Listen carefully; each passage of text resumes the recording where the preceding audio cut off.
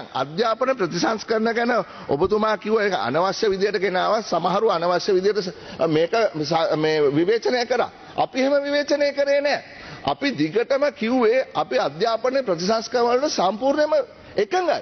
හරි. නමුත් ඒකේ තිබිච්ච විවිධ ප්‍රශ්න නිසා තමයි මේ ප්‍රශ්න ඇති වෙලා. මේක කරගෙන යන්න පුළුවන් නම් ඇයි දෙයියනේ මේක අවුරුද්දකින් පෝස්ට්පෝන් කරේ? හරි. කුළුණු 5ක් ගැන කතා කරා. හැබැයි මේ කුළුණු 5න් කුළුණු 4ක් ගැන කිසිම කතාවක් නැහැ. ඒ නිසා මෙතනට ඇවිල්ලා මේ වෙබ්සයිට් එකක් අපිට අදාළ නැහැ. ඒක කවුරු හරි වැරදි විදියට කරා නම් පන්නලා දාන්න.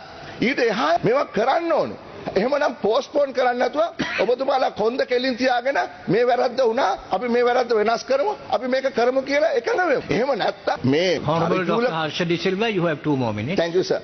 හරිකුලම් එක විතරක් වෙනස් කරනවා. හරි ඔබතුමා කිව්වා වගේ ටීචර්ස්ලා පුහුණු කරන්න ඕනේ, ටෙක්නොලොජි ගේන්න ඕනේ.